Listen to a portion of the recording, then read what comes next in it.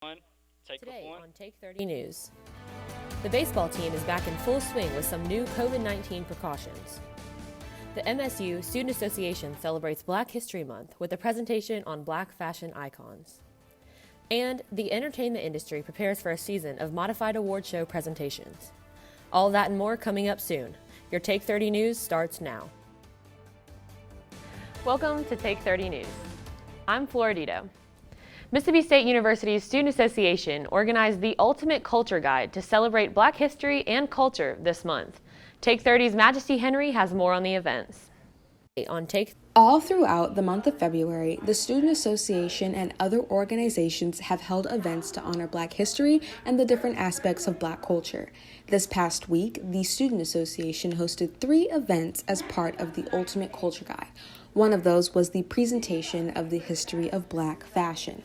We're trying to find that culture ourselves, and so to be reminded of it through programs and through, the month, it is, building the reassurance that, we are here, we have done this, and we are important, and we can do above and beyond, no matter the roadblocks in our way. The presentation detailed how Black icons throughout the decades shaped fashion trends and also talked about how those trends evolved throughout the years. That was really interesting to see how some trends today, we still have those or they've been revived. As the presentation went on, each decade had a male and female model as a visual representation of how people dressed in certain times. Major historical events like the election of former President Barack Obama and the milestones of Black entertainers were also explained in regards to their contribution to the culture. For some, this event was important for remembering their culture and its impact. Just to remember where we come from, and not to forget where we come from.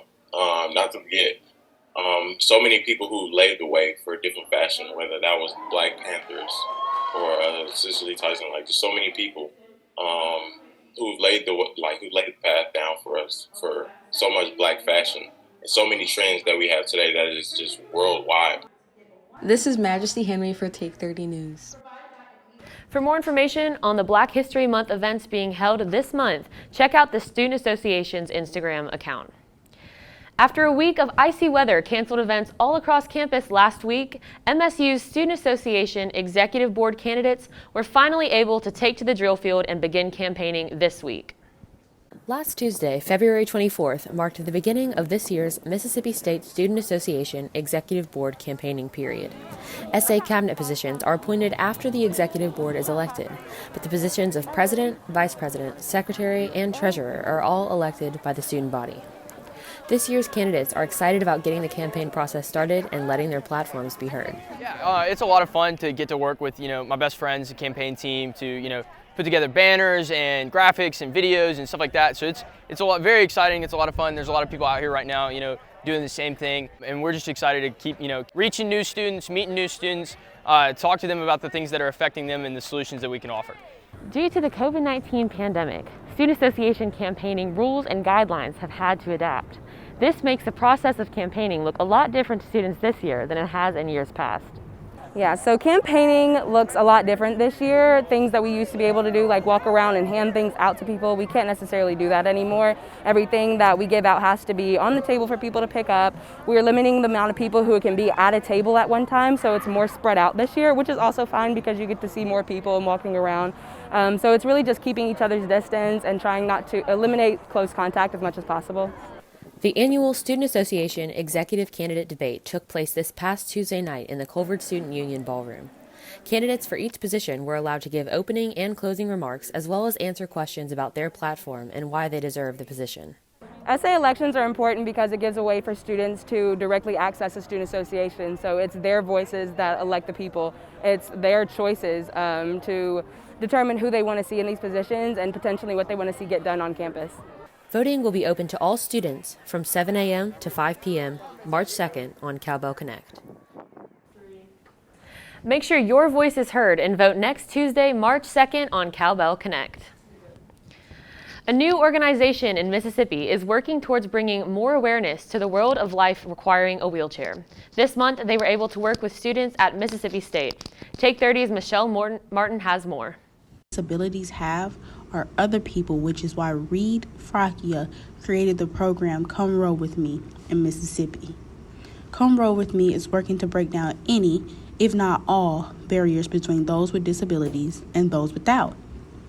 Come Roll With Me, also known as CRWM, is a program that brings awareness about the challenges that people who use wheelchairs face in day-to-day life. An event where we left some chairs with people that lived in a house in Starkville for like a week, and instead of like telling them to do things, we kind of just let them go on their own with the chairs and figure out like what all different things they didn't realize at first about their house. Come Roll With Me tries to help participants gain a better understanding of what life is like for wheelchair users. Just one person that can empathize the fraction of the feelings that the wheelchair users go through. MSU has already implemented disability awareness on campus, such as ramps and doors like these. If you just press this button here, the doors open already for them. There's something about participants being in chairs that I think that all of a sudden it makes them feel more comfortable to ask the guest speaker questions. Contact Owen Fracchia via Facebook at Come Roll With Me, Mississippi. For Take 30 News, I'm Michelle Martin. Coming up after the break, Take 30's Jacob Breitenbach has more about the 10th anniversary of the Breakfast with the Bulldogs event.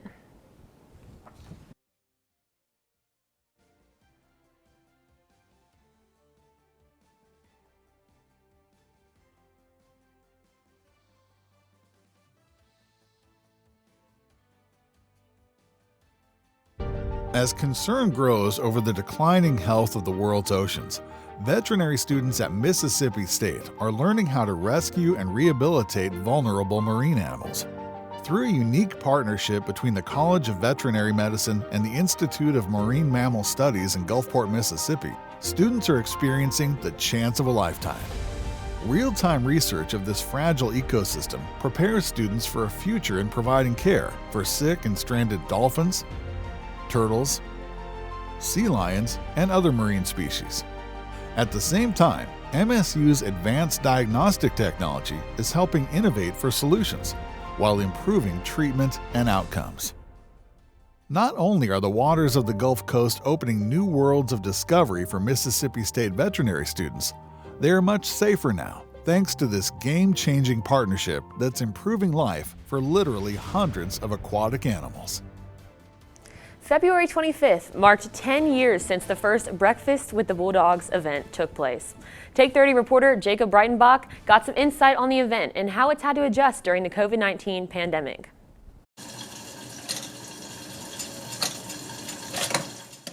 On the second Thursday of every month, Starkville Cafe hosts an event called Breakfast with the Bulldogs. However, due to COVID-19, the event had to be moved online and became known as the virtual Breakfast with the Bulldogs. This event allows students to make a breakfast from the comfort of their own home and meet various people who work around Mississippi State University. I sat down with Carol Moss-Reed to learn a little bit more about the event. So we wanted to be a liaison between the community, especially our alumni, and Mississippi State. And we knew we wanted athletics because most all alumni are interested in athletics. Thursday, February 25th was the 10th anniversary of the event. Brad Peterson, who is the Director of High School Relations and works within the MSU football office, was the guest speaker. He spoke a little bit about what is going on with MSU football at this time and a little on what to expect come next football season. I sat down with a student who attended the meeting for the first time to give their review of the event. When I was on, I noticed that they talked a lot about football, which I was expecting. I do wish that they would talk a little more about education, or maybe bring that in, or bring some people in, and just broaden their horizon and talk about different things. So next time you have about an hour to sit down, enjoy some breakfast, and learn a little bit more about Mississippi State, make sure to check out the virtual Bulldogs event. I'm Jacob Breitenbach with Take 30 News.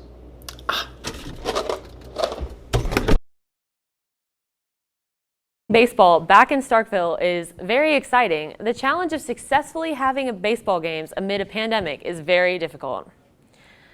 The press box is usually one of the busiest places at Dudy Noble Field. However, this year it has gone virtual.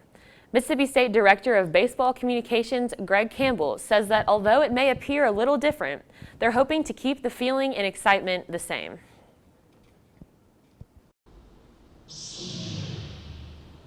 The post-game press conference is probably the thing that looks the most different.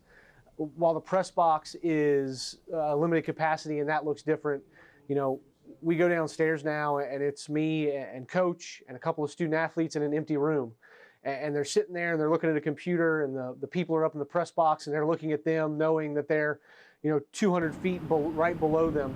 So there's a lot of ways that this season is different, but as a media relations person, we're trying to keep it as similar as possible so that our media can cover us in the same ways.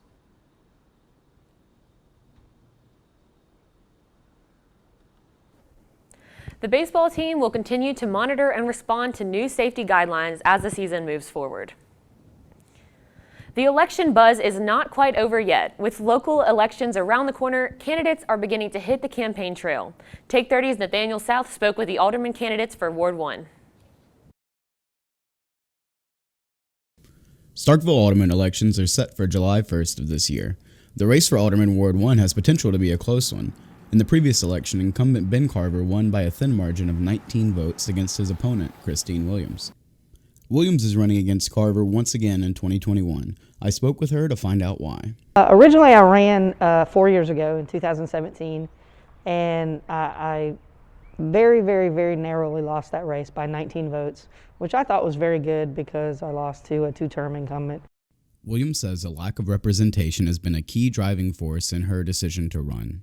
We've lived in that same house in Ward 1 for the last 15 plus years, and honestly, I've never felt fully represented by my local alderman.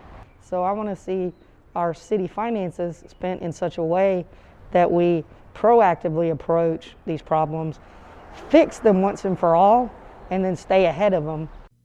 Ward 1 consists of the National Guard Armory, Industrial Park Drive, and Highway 12 as defined by the city of Starkville. Ben Carver has been serving as alderman for Ward 1 for 12 years. I talked with him about the previous election and why he is running for a fourth term. But a lot of Republican individuals and a lot of people voted in the Democratic primary to they wanted to have a voice in the mayoral race. So we didn't have a big turnout on the secondary, you know, on the general election last time. We understand that. We're going to get people out to vote this time. So yeah, I'm feeling very confident. I also spoke with Carver about issues he has worked on in his most recent term. We are right now putting around 3.5 miles currently of sewer infrastructure repair in Green Oaks neighborhood, which is one of the more dated neighborhoods in town. Carver says he was motivated to run by his constituents who felt as though he had done well in his first 3 terms. With the election set to take place June 1st, these candidates will be battling it out for the next 3 months. Nathaniel South reporting for Take 30 News. Take 30 weather anchor Symone Thomas joins us now. We were able to pack up our winter jackets last week, but are we expecting to replace those with umbrellas this week? Well, yeah, you're going to need full rain gear, and it's crazy because last week we had record-breaking cold and snow. This week we got a little bit of warmth and a chance to dry up, but next week a complete washout is on the way. I'll have more on that after the break. As concern grows over the declining health of the world's oceans, veterinary students at Mississippi State are learning how to rescue and rehabilitate vulnerable marine animals. Through a unique partnership between the College of Veterinary Medicine and the Institute of Marine Mammal Studies in Gulfport, Mississippi, students are experiencing the chance of a lifetime. Real-time research of this fragile ecosystem prepares students for a future in providing care for sick and stranded dolphins, turtles, sea lions, and other marine species. At the same time, MSU's advanced diagnostic technology is helping innovate for solutions while improving treatment and outcomes. Not only are the waters of the Gulf Coast opening new worlds of discovery for Mississippi State veterinary students, they are much safer now thanks to this game-changing partnership that's improving life for literally hundreds of aquatic animals. Imagining the built environment of tomorrow is a collaborative dream at the College of Architecture, Art, and Design at Mississippi State University. Learning is experienced in a studio environment that brings architecture, interior design, and building construction students together to solve 21st century challenges. One of only 2 such programs in the country, MSU's curriculum creates a 360-degree approach, an opportunity for learning how to work together in the real world, and encourages creativity and cooperation for resolving tomorrow's issues, such as housing for continued population growth, work and life environments for expanding urban lifestyles, and accommodating industrial and technology shifts. Working together gives students a better understanding of the intersection of design and construction, and allows for the kind of creative thinking and practical application that leads to a better future for all.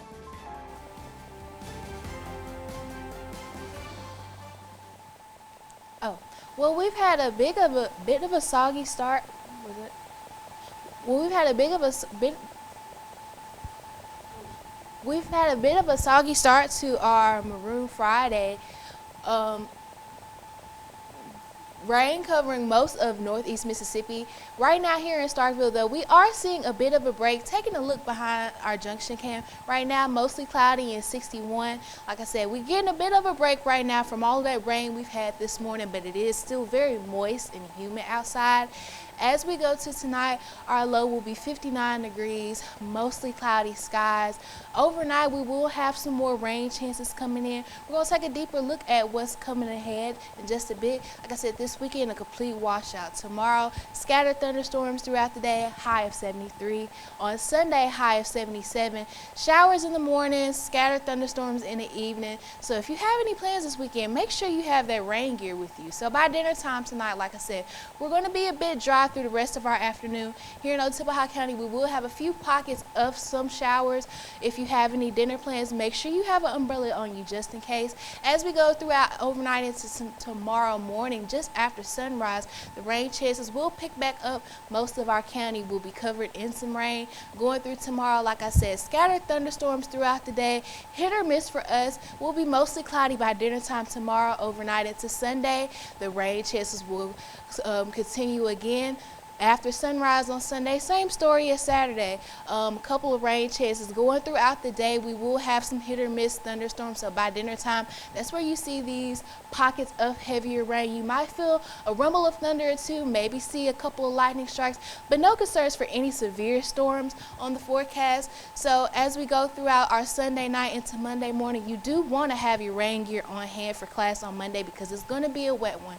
So like I said, the next 7 days, a total washout. We're going to be in the 70s over the weekend, cool down to the 50s Monday and Tuesday, but we'll start to pick back up to the 60s by the end of next week. Coming up next, we'll have a recap of the strong week for MSU sports with Take 30's Aaron Simpson. Stay tuned after the break. Self-driving cars are the wave of the future. At Mississippi State University, we're blazing trails for autonomous transportation that extend far beyond those the industry is traveling. While most innovators are focused on urban applications, MSU researchers are busy producing the world's first all-electric autonomous SUV for on- and off-road driving. And the approach is so forward-thinking that it's being recognized internationally as a halo project for the automotive industry, providing a potential global impact that's mind-boggling. Autonomous off-road vehicles could revolutionize military, agriculture, search and rescue, and a multitude of other industries and operations. Thanks to this cutting-edge research and development, the road ahead for self-driving vehicles is wide open, and Mississippi State University is leading the way.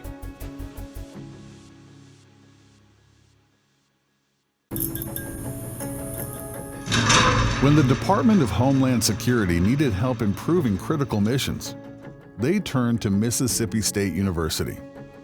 As one of our nation's foremost aerospace technology hubs, MSU is advancing the capabilities of unmanned aircraft systems in groundbreaking ways.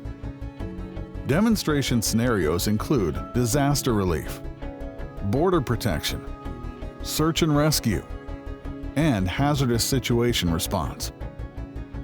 For each mission scenario, MSU's flight demonstrations confirm which combinations of aircraft and sensors will do the very best job possible with today's technology. It's a partnership that gets to the heart of what Mississippi State seeks to do with all of its UAS missions, leveraging the capabilities of unmanned systems to protect, improve, and save lives. Mississippi State opened the 2021 season this past weekend in the State Farm College Baseball Showdown, going 2-1 with wins over top 10 teams, Texas and Texas Tech. The Bulldogs cruised to victory over Texas with the help of stellar pitching performance out of the bullpen from SEC Co-Pitcher of the Week, Landon Sims. In 4 innings of work, Sims struck out 10 of the 12 Longhorn batters he faced. Back in Starkville Wednesday, Cameron James shined in the home opener, picking up 4 total hits and a home run in the 7-3 win over Jackson State. The Diamond Dogs are currently in their first game of 3 this weekend against the Tulane Green Wave. After last week's game against Auburn was postponed, the men's basketball team found revenge on the road against the Ole Miss Rebels last Saturday and continued to power forward with a dominating performance over South Carolina on Wednesday. Against the Gamecocks, the Bulldogs used a balanced attack which saw different dogs making an impact in the game. This included a 15-point performance from DJ Stewart Jr., 13 rebounds for Tyloo Smith.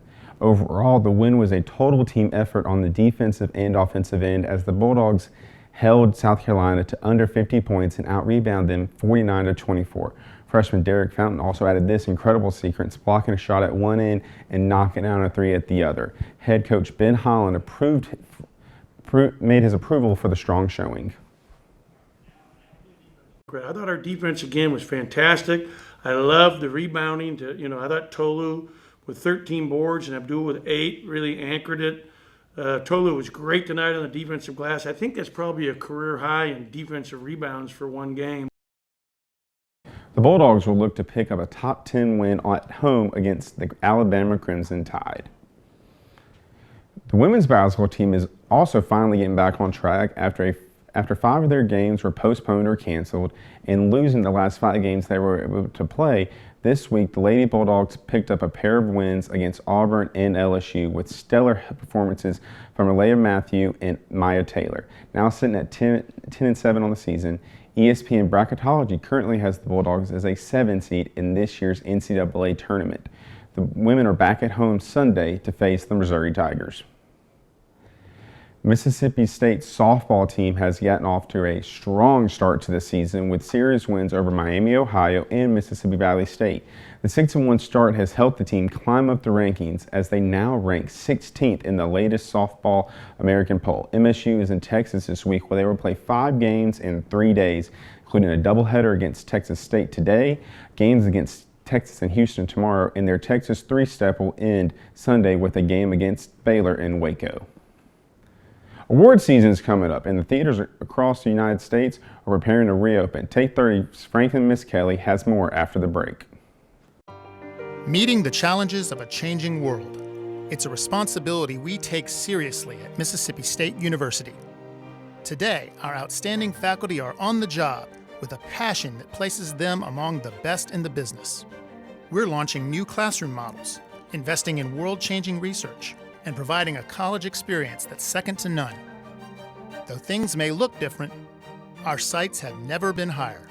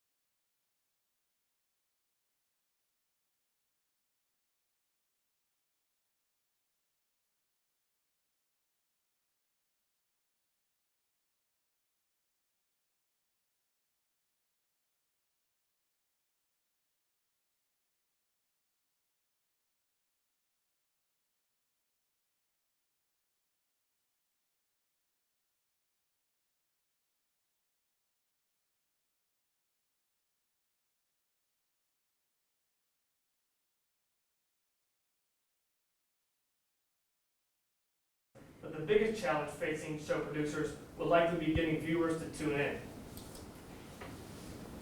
Marvel fans rejoiced Wednesday as the third installment in the Tom Holland Spider-Verse finally got its official title. The film will be called Spider-Man: No Way Home, and is rumored to include cameos from former Spider-Man Tobey Maguire and Andrew Garfield. Fans will have to spin their theories just a little longer, as No Way Home is set to release on Christmas Day of this year. Next, New York Governor Andrew Cuomo announced that this week that the movie theaters in the state will be allowed to reopen soon. According to West Side Rag, max capacity will be set at 25%, with no more than 50 people per screen. While some theaters in New York will make the decision to remain closed for safety concerns, AMC plans to reopen immediately after the March 5th when they're allowed to do so. Lastly, the pseudo-anonymous French DJ duo Daft Punk announced Monday that they are splitting up after 28 years of working together at the tables. Over the group's lifespan, Daft Punk won 6 Grammy Awards and released 4 albums. According to the New York Times, band publicist Catherine Fraser had no further comments after the announcement of the breakup.